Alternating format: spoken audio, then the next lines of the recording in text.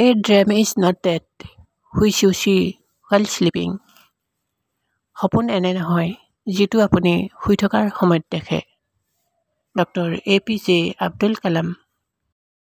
Knowledge will give you power, but good character will give you respect.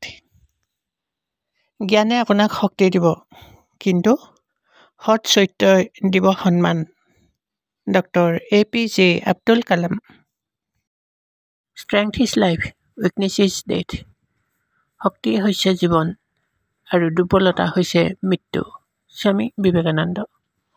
Don't believe in luck, believe in hard work.